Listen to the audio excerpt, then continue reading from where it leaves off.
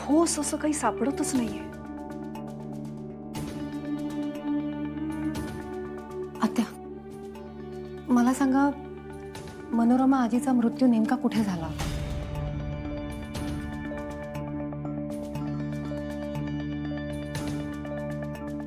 देवी आईचं वरदान आहे तुला, शक्ती आहे तुझ्याकडे लोकांच्या मदतीसाठी वापरायची.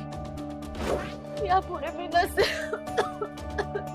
नसेन तुझ्यासोबत, मी नसणार आहे आता.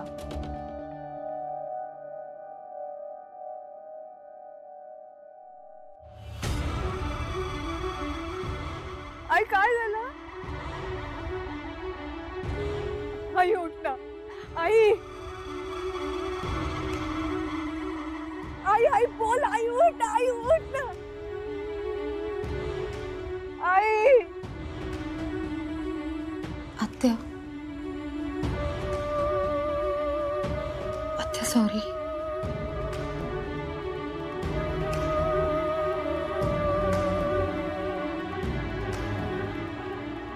बाबूशी जवळच्याच एका गावात आम्ही रस्त्याच्या कडेला पत्र्याची झोपडी बांधून राहत होतो.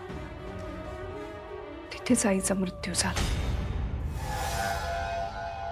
पण साहेब सांगा ना, काय झालंय? तुम्हाला माहिती आहे ना, मी तुम्हाला असं नाही बघू शकत. नेत्रा, एखाद्या गोष्टीची आशा ठेवणं खूप वाईट असतं. असं का बोलताय तुम्ही? नेत्रा, मला आशा होती की हे सगळं नीट होईल, आई या सगळ्यातून बाहेर पडेल, पण नाही नेत्रा.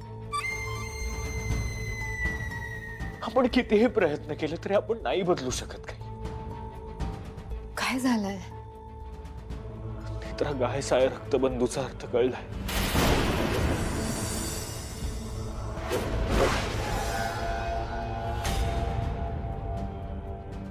काय अर्थ आहे? गाय म्हणजे माझी आई, ममता राज्याध्यक्ष.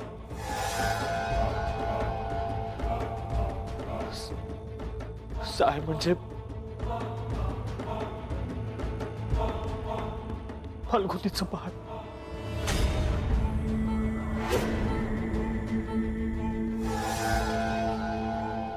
आणि रक्तबंधू म्हणजे आईचा सख्खा भाऊ बंटी मामा.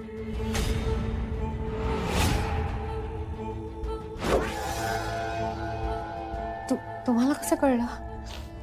आईने सांगितलं होतं, ती भेटली होती मला.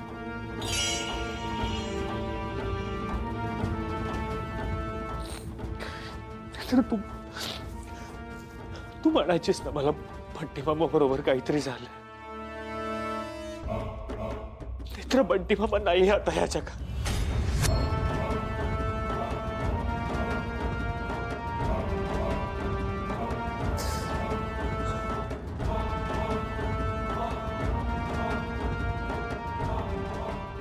बंटी मामाला त्या राक्षसाने संपवलं. बंटीने गुड बाय सांगितलंय तुम्हाला दोघांना. आणि तो हे सगळं आईकडून करून घेतोय. त्या आईकडूनच तिच्या बाळाला सुद्धा. आणि त्या विरोचकानेच माझ्या आईचा सुद्धा जीव घेतला.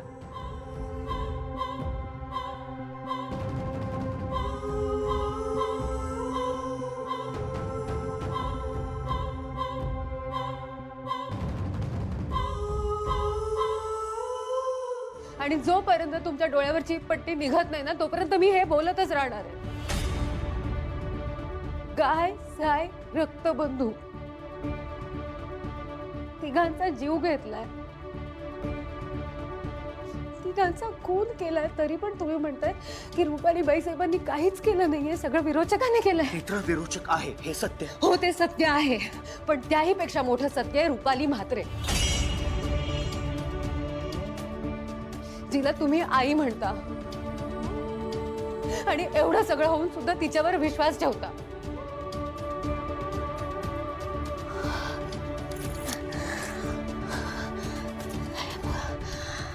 एवढे समंजस आहात तुम्ही, एवढे शिकलेले आहात, पण तरी त्या बाईने तुमच्या मनात तेच भरले जे तिला भरवायचं होतं.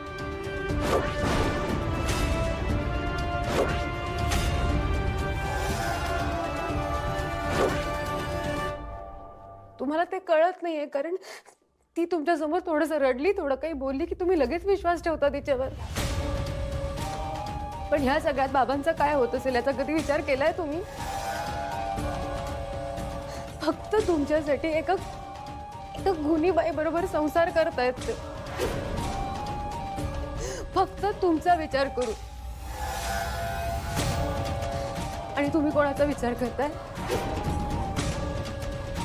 रुपाली म्हात्रेचा. हा, ती ह्या सगळ्यातून कशी बाहेर पडेल, तिला कसा त्रास होणार नाही याचा विचार करताय तुम्ही का?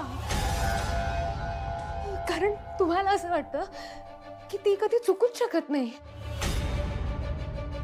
तिच्याकडून कधी कोणता गुन्हा होऊच शकत नाही. तुम्हाला कसं कळत नाहीये त्या बाईने नाटकं करून फसवलंय तुम्हाला, तुमचा वापर केलाय. मला सांगा, तुमच्या मनात तुमच्या जन्मदात्या आईविषयी विष कोणी कालवलं? ममता मावशी, हेमा, अनिल म्हात्रे, दिवाडकर सर, बंटी मामा.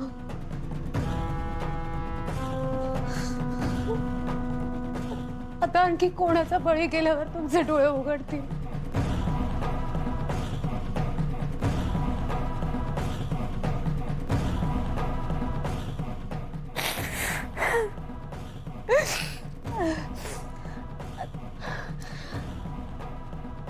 आता तरी डोळे उघडा.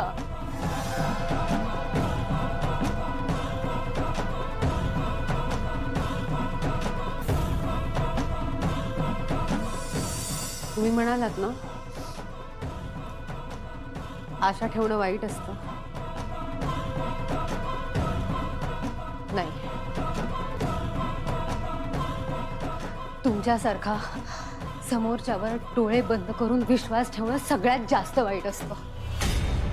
रुपाली म्हात्रे विरोचकाच्या नावाचा वापर करून स्वतः केलेल्या सगळ्या पापांवर पांघरून टाकते.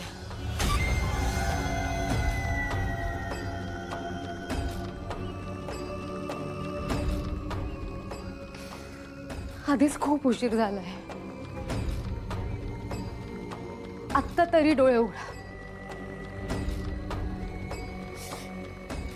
डोळे उघडा.